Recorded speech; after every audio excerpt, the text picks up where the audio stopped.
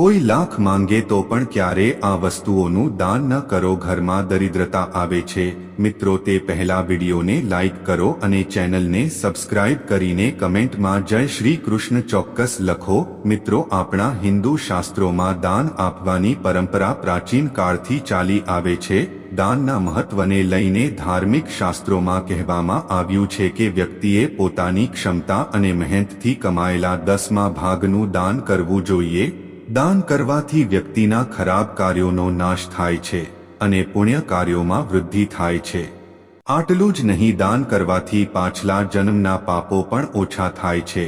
શાસ્ત્રોમાં માનીએ તો દાન કરવાથી માત્ર દાન કરનાર વ્યક્તિની જ નહીં પરંતુ તેના પરિવાર અને બાળકોને પુણ્યનું પરિણામ મળે છે। મિત્રો, હંમેશા બ્રાહ્મણ, ગરીબ અને જરૂરિયાતમંદ લોકોને દાન આપવું જોઈએ, પરંતુ દાન કરતા પહેલા ચોક્કસપણે જાણી લો તેનાથી સંબંધિત નિયમો।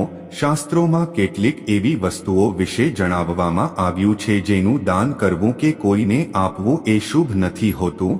આ વસ્તુઓનું દાન કરવાથી અથવા કોઈને આપવાથી તમે ગરીબ પણ થઈ શકો છો। તો જાણો કઈ વસ્તુઓ દાન ન કરવું જોઈએ અને દાનના નિયમો શું છે। 1. તીક્ષ્ણ વસ્તુઓ ક્યારે કોઈને દાન ન કરવી જોઈએ। કોઈના માંગવા પર પણ આ વસ્તુઓનું દાન ન કરો। તેમાં કાતર, છરી, તલવાર, લોખંડની ખંજર વગેરેનો સમાવેશ થાય છે। જ્યોતિષ શાસ્ત્ર અનુસાર આ વસ્તુઓનું દાન કરવાથી થઈ શકે છે તમારા જીવનમાં ધરતીકંપ જેવી સ્થિતિ સર્જાય છે। તે પરિવારમાં મતભેદ અને નકારાત્મકતા સાથે જીવનમાં અશાંતિ લાવે છે। આનાથી વ્યવસાયમાં નુકસાન થાય છે। આ વસ્તુઓ કોઈપણને આપવાથી વ્યક્તિ એક પૈસા પર નિર્ભર બની શકે છે। તેથી જ ક્યારે કોઈને દાન ન આપો। 2. ઘડિયાળનું કામ દરેક વ્યક્તિ જાણે છે, પરંતુ ઘણી વખત લોકો ઘડિયાળની અદલાબદલી કરે છે। પરંતુ યાદ રાખો કે આમ કરવાથી તમારી સમસ્યાઓ વધી શકે છે। તેથી જ તમારે ક્યારે અન્ય વ્યક્તિને તમારી ઘડિયાળ પહેરવા ન દેવી જોઈએ, કારણ કે ઘડિયાળ વ્યક્તિના સારા અને ખરાબ સમય સાથે સંકળાયેલી હોય છે। આવી સ્થિતિમાં કોઈ બીજાની ઘડિયાળ તમારા કાંડા પર બાંધવાથી તમારા જીવનમાં આર્થિક સમસ્યાઓની સાથે સ્વાસ્થ્ય સમસ્યાઓ પણ આવી શકે છે। 3. તમારે ક્યારે પણ કોઈ ગરીબ વ્યક્તિને વાસી ભોજનનું દાન ન કરવું જોઈએ। આ કરવું તમારા પરિવારના સભ્યનું સ્વાસ્થ્ય જાણી જોઈને બગાડી શકે છે। કોઈને વાસી કે બગડેલું ભોજન ખવડાવવાથી તમારા ઘરમાં ગરીબી આવી શકે છે। વાસી ખોરાકનું દાન ઘરમાં રોગના સ્વરૂપમાં પાછું આવે છે અને દાતાના જીવનમાં પાયમાલી સર્જે છે। તેથી જ વાસી બચેલો ખોરાક કોઈને ન ખવડાવવો જોઈએ। 4. મિત્રો, વાળની માવજત દરેકને ગમે છે, પણ આ માટે પોતાનો કાંસકો વાપરવો જોઈએ। બીજાનો કાંસકો વાપરવો એ સ્વાસ્થ્ય અને શાસ્ત્રો બંનેની દૃષ્ટિએ ફાયદાકારક નથી। માત્ર કાંસકો જ નહીં પણ વાળ સંબંધિત કોઈ પણ વસ્તુ તમારે ક્યારે અન્યને સામગ્રી ન આપવી જોઈએ। તે તમારા નસીબ પર વિપરીત અસર કરી શકે છે। આવી સ્થિતિમાં તમારે દાન કરતા પહેલા આ બાબતોનું ખાસ ધ્યાન રાખવું જોઈએ। 5. હિન્દુ ધર્મમાં સાવરણીને દેવી લક્ષ્મીનું પ્રતીક માનવામાં આવે છે, એટલા માટે હંમેશા જો આકસ્મિક રીતે તમારા પગ પર ઝાડુ પડી જાય તો તમારે માફી માંગવી જોઈએ અને સાવરણીને અલગ જગ્યાએ છુપાવીને રાખવી જોઈએ। તમારે ભૂલથી પણ ક્યારેય તેનું દાન ન કરવું જોઈએ। આમ કરવાથી દેવી લક્ષ્મી ગુસ્સે થાય છે અને માં લક્ષ્મી ઘરમાંથી જતી રહે છે। આનાથી ઘરમાં કલેશ અને વાસ્તુદોષ ઉત્પન્ન થાય છે। 6. શાસ્ત્રો અનુસાર સાંજે દૂધ અને દહીંનું દાન બિલકુલ ન કરવું જોઈએ। તે અશુભ માનવામાં આવે છે। દૂધ અને દહીં સફેદ હોય છે, જેનો સંબંધ ચંદ્ર ગ્રહ સાથે હોય છે। સૂર્યાસ્ત પછી દૂધ અને દહીંનું દાન કરવાથી ઘરમાં સુખ સમૃદ્ધિ દૂર થાય છે। દૂધનો સંબંધ દેવી લક્ષ્મી સાથે પણ છે, એટલા માટે સૂર્યાસ્ત પછી કોઈને પણ દૂધ અને દહીં આપવાથી ઘરની આર્થિક સ્થિતિ ખરાબ થાય છે। આનાથી ઘરમાં ગરીબી આવવા લાગે છે। 7.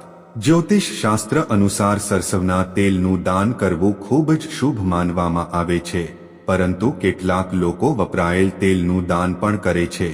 આવું કરવાથી તમે પાપમાં ભાગીદાર બની શકો છો। આનાથી શનિ મહારાજ દુષ્ટ થઈ શકે છે। તમારે શનિદેવ મહારાજના ક્રોધનો સામનો કરવો પડી શકે છે। 8. સૂર્યાસ્ત પછી હળદરનું દાન ન કરવું જોઈએ, ખાસ કરીને ગુરુવારે। કારણ કે હળદરને ગુરુ સાથે સંબંધિત માનવામાં આવે છે. હળદરનું દાન કરવાથી ગુરુ નબળો પડે છે, જેનાથી જીવનમાં સમસ્યાઓ આવે છે અને ઘરમાં અશાંતિ આવે છે.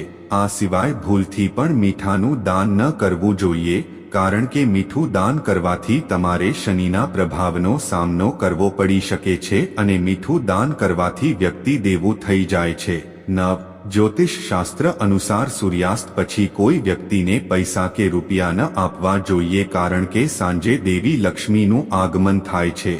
સાંજે ધનનું દાન કરવાથી દેવી લક્ષ્મી ગુસ્સે થઈ જાય છે અને ચાલ્યા જાય છે, જેના કારણે ઘરમાં ગરીબી આવવા લાગે છે અને ધનની અછત થાય છે. પરંતુ આ સમયે કોઈ સામાનના બદલામાં તમે ધન આપી શકો છો.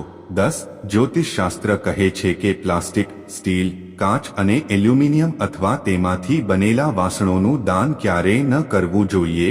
આમ કરવું અશુભ માનવામાં આવે છે. આ દાનથી તમારા વ્યવસાયમાં નુકસાન થશે અને સુખ શાંતિનો નાશ થશે. ઘણા લોકો પુણ્ય પરિણામ મેળવવા માટે ઘણીવાર ધાર્મિક ગ્રંથોનું દાન કરે છે. આ કરતી વખતે વ્યક્તિએ ધ્યાનમાં રાખવું જોઈએ કે તેઓએ ક્યારેય ફાટેલા ગ્રંથો અને ધાર્મિક પુસ્તકોનું દાન ન કરવું જોઈએ, કારણ કે એને દાન કરવું ઘરમાં દુર્ભાગ્ય લાવે છે. તો મિત્રો, હવે ચાલો જાણીએ કે દાન કરતી વખતે કયા નિયમોનું પાલન કરવું જોઈએ. મિત્રો, વ્યક્તિએ હંમેશા માત્ર જરૂરિયાતમંદને જ દાન કરવું જોઈએ, તો જ તેમાંથી પુણ્ય મળે છે. વ્યક્તિએ નિસ્વાર્થપણે દાન કરવું જોઈએ. દુઃખ કે દ્વેષથી કરેલું દાન વ્યર્થ જાય છે. દાન આદરપૂર્વક સોંપીને આપવું જોઈએ અને સન્માન સાથે કરવું જોઈએ. ક્યારે તેને જમીન પર રાખીને કે ફેંકીને કોઈને દાન ન આપો, કારણ કે તેનાથી તમને પુણ્યનું ફળ નહીં મળે, ઉલટું તમે પાપના ભાગીદાર બની જશે. મિત્રો, માહિતી પસંદ આવી હોય તો વિડીયોને લાઈક, ચેનલને સબસ્ક્રાઇબની સાથે બેલ આઇકન પણ પ્રેસ કરજો. જય શ્રી કૃષ્ણ. રાધે રાધે.